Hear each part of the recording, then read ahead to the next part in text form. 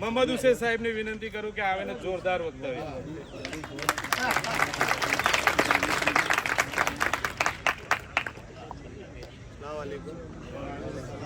એટલે મોટિવેશન તો બધાએ આપ્યું જ છે. મારે આજે મોટિવેશન આપ્યા વગર પ્રેક્ટિકલી આપણે શું કરવું જોઈએ અને શું કરી રહ્યા છે અને એમાં અહીંના વિદ્યાર્થીઓને આપણે કઈ રીતે સપોર્ટ પૂરું પાડી શકીશું એના માટે હું થોડી ઘણી વાતો કરી શકું છું. અમુક લોકોને ખબર હશે કે સિડની હિલમાં ચેરિટેબલ ટ્રસ્ટ કરીને છે, જેનો હું પ્રમુખ બી છું. અમારા મરુમ બંદૂકવાલા સાહેબ પહેલાં એના પ્રેસિડેન્ટ હતા, જે ઉચ્ચ શિક્ષણ માટે સ્કોલરશિપ આપે છે. અમે MBBSના વિદ્યાર્થીઓ હોય, એન્જિનિયરિંગના હોય, નર્સિંગના હોય, BHMSના હોય, BAMS હોય, એ બધા વિદ્યાર્થીઓને અમે સ્કોલરશિપ આપીએ છીએ. લાસ્ટ યર બી અમે 650 વિદ્યાર્થીઓને સ્કોલરશિપ આપેલી છે. એટલે ખાસ તો એ જાહેરાત હું અહીંયા કરીશ કે જે લોકો આ પ્રકારના ઉચ્ચ શિક્ષણ મેળવી રહ્યા છે અને આજકાલમાં એડમિશન મેળવવાના હોય અને જો એમને નાણાકીય તકલીફ હોય તો એ અમારું ટ્રસ્ટ એમાં એમને મદદ કરશે. લાસ્ટ યર બી અમે 1,22,00,000 રૂપિયાની શૈક્ષણિક સહાય વિદ્યાર્થીઓને આપી હતી. વાઘેલા સાહેબ અમારા ફેમિલી મેમ્બર જેવા છે, હું એમના દીકરા જેવો છું. બહુ સમયથી આ અમારા ટ્રસ્ટ સાથે જોડાયેલા બી છે. અમારી વાત થતી હતી કે ભાઈ આ હું અહીંયા વડોદરામાં બેસીને કરું, પણ ગામે ગામે જે વાઘેલા સાહેબે એક મોડલ ઊભું કર્યું છે કે ભાઈ અહીંયા એમણે સર્વે કર્યો. પહેલાં આ પ્રોગ્રામ એમને એમ નથી કર્યો, એમણે સર્વે કર્યો કેટલા વિદ્યાર્થીઓ છે, કયા ધોરણમાં ભણે છે, કેટલા ટકા આવે છે, એ વિદ્યાર્થીઓને આપણે આગળ શું મદદ કરી શકીએ. એટલે આ પ્રોગ્રામ ખાલી આજનો પ્રોગ્રામ પછી ખાઈ પીને ફ્રી થઈ જવાનો પ્રોગ્રામ નથી, પણ આ વસ્તુ એક શરૂઆત છે એક કાર્યની, જેમાં દરેકે દરેક વિદ્યાર્થીઓ જે તમારા ગામમાં છે એના આસપાસના વિદ્યાર્થીઓ છે એમાં એમને કઈ રીતે મદદ થઈ શકે. જે રીતે ઇરફાનભાઈએ કીધું કે ભાઈ ઝકાત ખાલી ગીવર્સ છે. એક બીજી બી બુક છે ટેકર્સ એન્ડ ગીવર્સ, એ બી બહુ ફેમસ બુક છે જે મેં વાંચી છે કે ભાઈ જે લોકો ઓલવેઝ કંઈ આપવાનું પોતાના આજુબાજુવાળાના રિશ્તેદારોને, સમાજને, પોતાના એમ્પ્લોઈઝને કઈ રીતે કોઈ બી કાર્યમાં મદદ થઈ શકે એના માટે તત્પર રહેતા હોય એ લોકો સક્સેસફુલ હોય છે. ખાસ તો જે વાઘેલા સાહેબે એક નેમ ઉપાડી છે, જે દરેકે દરેક ગામે જો થાય અને દરેકે દરેક માણસ પોતાના રિશ્તેદારો, પોતાના ગામના લોકોને જો સાચવી લે અને આગળ બી એનું ધ્યાન રાખે તો બહુ મોટું કાર્ય થઈ શકે છે. એટલે ખાસ તો ખાલી આ મોટિવેશન કરીને બેસી જવાનું નથી, પણ આગળ જે વિદ્યાર્થીઓને માર્ગદર્શન આપવું અને આ ગામ અને શહેરની બહાર જે સંસ્થાઓ છે એની જોડે જોડવાનું કામ, જેમ કે સિડની હિલમાં છે. જે રીતે અમારું BMDA એક CA નો ક્લાસીસ બી ચલાવી રહ્યા છે. પહેલી બેચમાં 45 વિદ્યાર્થીઓ હતા, સેકન્ડ બેચમાં 60 વિદ્યાર્થીઓ છે, જે લોકો CAના JK શાહ કરીને બહુ ફેમસ નંબર 1 ક્લાસ છે એની જોડે ટાઈઅપ કરીને અમે ચલાવી રહ્યા છીએ. વડોદરામાં MES સ્કૂલ છે જેનો હું ટ્રસ્ટી બી છું, જેમાં અમે જોયું કે દર વર્ષે 500-600 વિદ્યાર્થીઓ 12 કોમર્સ પાસ કરીને નીકળે છે, 80%-90% લાવે છે, પણ ડ્રોપ આઉટ થઈ જાય છે. ખાસ કરીને આપણી દીકરીઓ એ છેલ્લા 2-3 વર્ષથી હું જોતો હતો કે જ્યારે અમે રિઝલ્ટ મંગાવીને અવલોકન કરીએ કે ડ્રોપ આઉટ થાય છે. ડ્રોપ આઉટ એટલે ભણવાનું છોડી દે. પ્રાઇમરીમાં બી ડ્રોપ આઉટ છે, 10મા ધોરણ પછી બી ડ્રોપ આઉટ છે, 12મા ધોરણ પછી બી ડ્રોપ આઉટ છે. ખાસા બધા ભય બી છે આપણા મનમાં, ડર બી છે, અમુક વાસ્તવિકતા બી છે એમાં કે જેના ડરના લીધે આપણે આપણી દીકરીઓને બહાર ભણવા માટે જલ્દી મોકલતા નથી. તો એને ધ્યાનમાં રાખીને જ અમે એવું કર્યું કે ભાઈ ખાસ આપણા સમાજના દીકરા દીકરીઓ માટે જ એક અલગ બેચ બનાવવામાં આવે. સારામાં સારા જે ક્લાસના ટીચરો છે એમને સારામાં સારો પે આપીને આપણે એમને બોલાવીએ અને કરીએ.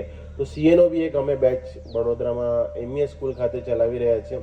એર કન્ડિશન સેમિનાર હોલ છે, સારામાં સારા ટીચરો છે. જો તમે CA ભણવા માંગતા હોય, CA બનવા માંગતા હોય તો એના માટે બધી વ્યવસ્થા છે. ત્યાં સ્કોલરશિપની બી વ્યવસ્થા છે. જો તમે સારા પર્સન્ટેજ હોય, ભણવા માંગતા હોય અને નાણાકીય પરિસ્થિતિ નબળી હોય તો એના માટે અમે તમને સપોર્ટ કરવા તૈયાર છે. બીજું અમે UPSCનું બી વડોદરા ખાતે સેન્ટર ચલાવી રહ્યા છે. સેહત ડાયગ્નોસ્ટિક સેન્ટર, જો અમુક લોકોને ખબર હોય, BMDA દ્વારા ચાલે છે.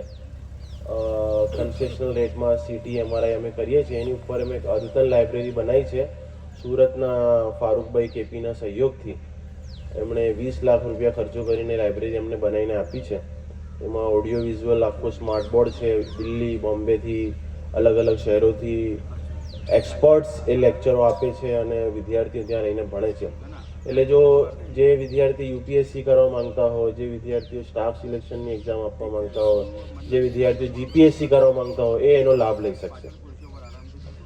ગરાસિયા સમાજના આગેવાનો બી અહીંયા છે. અત્યારે એડમિશન સ્ટાર્ટ થવાના છે. મને બી બહુ ફોન આવે છે. આપણા સમાજને હોસ્ટેલની બી સારી જરૂર છે. વડોદરા જેવા મોટા શહેરમાં બી જ્યારે આપણે જોવા જઈએ તો સારી હોસ્ટેલ છોકરાઓ માટે 1-2 છે, છોકરીઓ માટે તો નહીવત છે. જ્યારે સારી હોસ્ટેલ ના હોય, દીની માહોલ વગરની, તો બી ખાસા બધા વાલીઓ એડમિશન લેવાનું માંડી વાળતા હોય છે. એક મૌલાનાનો મને ફોન હતો ભરૂચ જિલ્લામાંથી. એમની દીકરીએ બેંગ્લોરમાંથી BHMS કર્યો. છોકરી હિજાબ બી પહેરે છે પણ એ ત્યાંથી અહીંયા નથી મોકલી શકતા કેમ કે હિજાબમાં છે. અપડાઉન કરશે તો લોકો મને શું કહે છે કે તમે મૌલાના છો અને પોતાની દીકરીને અપડાઉન કરો છો, તો કે મને કોઈ હોસ્ટેલ હોય કે આવી વ્યવસ્થાવાળી હોય. એટલે આ તો એક પ્રશ્ન હું તમારી વચ્ચે મૂકી રહ્યો છું આજે. સમાજના મોટા મોટા આગેવાનો અહીંયા છે. જો આપણે બધા આ વિશે કંઈ ચિંતા કરીને કંઈ ઉકેલ લાવી શકતા હોય તો દરેક શહેરમાં આપણે ગર્લ્સ હોસ્ટેલ એક સારી હોય, જે સુરક્ષિત વાતાવરણમાં સમય મર્યાદામાં રહીને છોકરીઓ આપણી એમાં ભણી શકે, તો એક એની સમાજની આપણી બહુ જરૂરિયાત છે. બીજું આપણા અત્યારે જોવા જઈએ તો બધી સેલ્ફ ફાઇનાન્સ કોલેજીસ છે. MBBSમાં જ્યારે હું MBBSમાં મેં એડમિશન લીધું 1998માં, ત્યારે 6 મેડિકલ કોલેજ હતી જે ગવર્મેન્ટ હતી. આજે બી 6 જ છે. બાકીની 35 મેડિકલ કોલેજ ખુલી છે, બધી પ્રાઇવેટ છે. બધામાં ફીસ તમે જુઓ 3 લાખ, 8 લાખ, 10 લાખ, 15 લાખ એ પ્રમાણેની ફીસ છે. છોકરો સારા ટકા લાઈને બી એને પૈસા આપીને જ એડમિશન લેવું પડે છે. અમારો જીદની ઇલ્મા ઇદારો છે. સાઉથમાં અમે સારા સારા ટ્રસ્ટ જોયા છે. સુરત ખાતે, ભરૂચ ખાતે, વાપી ખાતે, વલસાડ ખાતે બહુ ટ્રસ્ટો છે જે લોકોને મદદ કરે છે. પણ આપણે આ અમદાવાદ અને નોર્થ ગુજરાતમાં જઈએ તો એવા કોઈ ટ્રસ્ટો દેખાતા નથી. અમે જીદની ઇલ્મા 50,000 આપીએ છીએ MBBSના વિદ્યાર્થીઓને. બીજી બધી બ્રાન્ચના વિદ્યાર્થીઓને ઓછું આપતા હોઈએ છીએ. પણ જ્યારે આપણે એમની જોડે વાત કરીએ તો ખબર પડે કે એમની ફીસ છે 5 લાખ, એમની ફીસ છે 8 લાખ. પહોંચી વળવું બહુ અઘરું હોય છે. તો જ્યારે આપણે બધા સમાજના આગેવાનો અહીંયા ભેગા થયા છે તો હું એ આહવાન બી કરીશ કે આપણે મોટિવેશન તો કરીએ છીએ, પણ જ્યારે એડમિશન લીધા પછી આપણે એનો હાથ પકડીને એને કંઈ ને કંઈ નાણાકીય મદદ બી થાય, બહુ બધા ભેગા થઈને આગળ વધીશું અને ભંડોળ ભેગું કરીશું. હું એમ નથી કહેતો કે તમે બરોડામાં છો ને સુરતના વિદ્યાર્થીઓને આપો છો, પણ સમજો કે આ ભુજનો જ વિદ્યાર્થી છે, પાદરાનો જ વિદ્યાર્થી છે, તો પાદરાના લોકોએ, હું તો સમજુ છું કે આપણા દીનની બી અલ્લાહ સલ્લમનો બી આદેશ છે કે ભાઈ તમારે આના માટે ઊભા થવું પડે. અમે વિદ્યાર્થીઓ જોઈએ છીએ જે ફીસ ના હોવાના લીધે શિક્ષણ છોડી દેતા હોય છે. બહુ બધા એવા કેસીસ છે. હું તો આ ફિલ્ડમાં છું, મને બહુ બધા ફોન આવતા હોય છે, મળતા હોય છે, મદદ લોકો કરતા હોય છે, પણ જોઈએ એવું નથી. કુરાનમાં જે છે કે ભાઈ આપણા પહેલી જ છે અલીફ લામ મીમ ઝાલિકલ કિતાબુ લા રૈબ ફીહ હુદલ લિલ મુત્તકીન અલ્લઝીના યુમિનૂના બિમા ઉન્ઝિલા ઇલૈકા વમા ઉન્ઝિલા મિન કબલિક વબિલ એક હું आयत भूली गया हूँ, वमिम्मा रज़क़नाहुम युनफ़िक़ून, वो लोग जो हमने उनको रिज़्क़ दिया उसमें से खर्च करते. खर्च એટલે આ બધા માટે.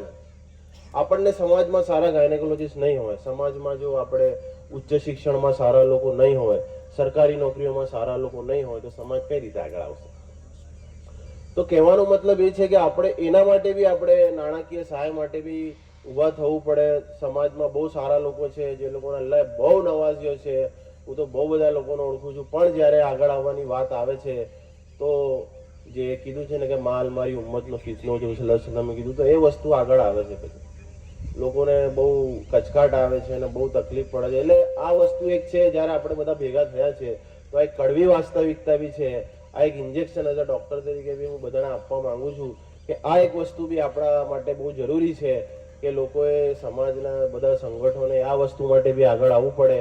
આના માટે ભંડોળ એકઠું કરવું પડે ને એક ટાર્ગેટ બનાવવું પડે કે આ વર્ષે અમે આટલા વિદ્યાર્થીઓને મદદ કરીશું ને આટલા ભંડોળ અમે એકઠું કરીશું.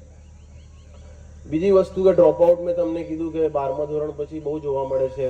આપણી સારી સારી દીકરીઓ 12 ધોરણ પાસ કરીને ઘરે બેસી જતી હોય છે. હું સ્વીકારું છું કે એના માટે અમુક પરિબળો બી જવાબદાર છે, પણ અમુક એવી ઓનલાઈન, જે ઝુબેરભાઈએ કીધું, ઇરફાનભાઈએ બી કીધું કે ઓનલાઈન એવી યુનિવર્સિટી છે, બાબા સાહેબ છે, હવે તો આ જામિયા મિલિયા AMU બી ઓનલાઈન કોર્સીસ સ્ટાર્ટ કર્યા છે. તો તમે કેટલાય સાયબર કેફે વડોદરામાં છે કે તમે 100 રૂપિયા આપો તમને બાબા સાહેબનું ફોર્મ ભરી આપે. ટ્યુશન ક્લાસીસમાં તો આપણે આપણી દીકરીઓને મોકલીને ટ્યુશન કરાવી શકીએ. મારો કહેવાનો મતલબ છે કે આપણી દરેક દીકરી ગ્રેજ્યુએટ થાય એ બી બહુ જરૂરી છે. આજે અમે સ્કૂલો ચલાવીએ છીએ, ટીચરોની બહુ ઉણપ છે. એક પછી એક સ્કૂલો ખુલી રહી છે. શૌકત અલી બાવાએ અત્યારે આપણે અહીંયા સાવલી ખાતે બી એક સ્કૂલ ખોલી છે. તો જ્યારે આપણે ટીચરો એડવર્ટાઇઝ મૂકતા હોઈએ છીએ તો સારા એવા ટીચરો આપણને મળતા નથી. તો આ એક બી જરૂર છે કે આપણા સમાજના દીકરા દીકરીઓ બધા કંઈ ને કંઈ ગ્રેજ્યુએટ થાય એનો આપણે ટાર્ગેટ ઉપાડીએ અને સર્વે કરીએ. આપણે સંગઠનો ચલાવીએ છીએ તો ખાલી સંગઠન નામ પૂરતું નહીં, ખાલી ઇનામ આપીને બેસી રહેવાનો મતલબ નથી. આપણે સર્વે કરીએ કે આપણા સમાજમાં આ વર્ષે 10મું ધોરણ પાસ કરીને 500 વિદ્યાર્થી નીકળ્યા છે તો 500 ગયા ક્યાં, કોણ ક્યાં જઈ રહ્યું છે, શું છે, એ ડેટા આપણી જોડે હોવો જોઈએ. ને જો ના ભણે એ ડ્રોપ લે તો શું કારણ છે, એ જો કારણોનો આપણે કંઈ ને કંઈ ઇલાજ કરી શકતા હોય તો ઇલાજ બી આપણે કરવો જોઈએ. 12મું ધોરણ પછી બીકોમ કરીને 50% બેસી જતા હોય કે નહીં ભાઈ હવે શું કરવાનું, આપણને નોકરી તો મળતી નથી. ના ભાઈ, તમે એવા કોઈ ને કોઈ કોર્સિસ છે જે તમે કરી શકો, ઘેર બેઠા કરી શકો, તમને ડિગ્રી મળી શકે છે અને કઈ ને કઈ રીતે તમે પોતાને નહીં તો સમાજને તો કંઈ ને કંઈ આપી શકશો. તો આ ખાસ જે ઓનલાઈન જો છે એનું કંઈ આપણે અહીંયા મૌલાના સાજિદ બી છે અહીંયા પાદરા ખાતે બહુ સારું કામ કરે છે, એ સ્કૂલ બી ચલાવે છે. તો આવા જે લોકો આમાં આગળ આવીને આનું કંઈક સ્કૂલ સિવાય બી આ બધી વસ્તુઓમાં જો આગળ આવીને કામ કરે તો એક બહુ સારું છે. NIS કરીને એક બોર્ડ છે આપણે, જો બધાને ના ખબર હોય તો, જે લોકોમાં ડાયરેક્ટ 10મું ધોરણની એક્ઝામ આપી શકાય. આપણે અત્યારે હું ઇરફાનભાઈ જોડે વાત કરી રહ્યા છે કે આપણો સમાજમાં મોટાભાગે બધા હાયર પર ધ્યાન આપે છે. ડોક્ટરો કેટલા બની રહ્યા છે, એન્જિનિયરો કેટલા બની રહ્યા છે, પણ એ 10% જ છે, 20% લોકો જ છે. મોટાભાગના તો પ્રાઇમરીમાં જે ડ્રોપ આઉટ થઈ ગયા છે અથવા 10મું ધોરણ છોડીને જતા રહ્યા છે એ લોકો માટે શું કરવું? ITI એક બહુ સરસ રસ્તો છે જેના થકી અત્યારે તો સોલારનું છે, એસીનું છે, ફાયરની અત્યારે બહુ બધું ચાલી રહ્યું છે. એની બી હું વાત કરતો હતો ઝુબેરભાઈ જોડે કે આના માટે બી કોઈ કોર્સિસ ઉપલબ્ધ થાય. સરકારે જે પ્રમાણે પરિપત્ર બહાર કાઢ્યો છે કે મંદિર, મસ્જિદ, મોલ, દુકાન, નાની દુકાનોમાં ફાયરનું ચેકિંગ થઈ રહ્યું છે ને એના માટે બી, એટલે આ બધી વસ્તુઓ બી અમુક એમ્પ્લોયમેન્ટની તકો ઊભી કરતી હોય છે. એ સમયની માંગ પ્રમાણે આપણે એના માટે આપણા લોકો, આપણા યુવાનોને ટ્રેન કરીને એના માટે કોઈને કોઈ રસ્તો કાઢીએ તો એ બહુ જરૂરી છે. તો ખાસ તો હું મગરીબનો અઝાનનો ટાઈમ થઈ રહ્યો છે. નસરુદ્દીનભાઈએ બહુ પહેલ સારી કરી છે અને પહેલ બી અહીંયા રોકાવાની નથી, આગળ ચાલવાની છે. આ પ્રકારના ઉદાહરણો આપણે દરેક ગામડે જો હશે ને તો ઇન્શાલ્લાહ ઉમ્મત ઉપર આવી જ જશે. અમે લોકો વડોદરા રહીને આતિના દીકરાને મદદ કરીએ, પણ એ દીકરો પછી આગળ એને શું કરે છે એને વિદ્યાર્થીને મળવું બી એટલું જ જરૂરી છે. અમે જ્યારે સહાય કરતા હોય છે પછી અમે આ વર્ષે મેં જોયું કે ઝિદનીમાંથી MBBS થઈને નીકળનારા વિદ્યાર્થીઓ કેટલા, એટલે મેં ડેટા કાઢ્યો તો પછી મને ખબર પડી કે આટલા વિદ્યાર્થીઓ MBBS કર્યું છે અને અમારા ઝિદનીમાંથી એમણે મદદ મેળવી છે. તો એ ફોલોઅપ છે, ફીડબેક છે, એ બી એટલું જ ઇમ્પોર્ટન્ટ છે. આજે આપણા દીકરાઓ ભણશે, આગળ વચ્ચે એ લોકોનું મળવું, આ કેરિયર ગાઈડન્સ આજે આપણે એક દિવસમાં કરી રહ્યા છીએ પણ આખા વર્ષ દરમિયાન ચાલવું જોઈએ.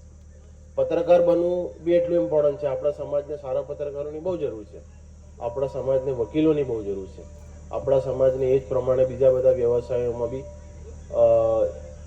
આપણા વિદ્યાર્થીઓની બહુ જરૂર છે. તો આ એક નિરંતર કાર્ય ચાલતું રહે.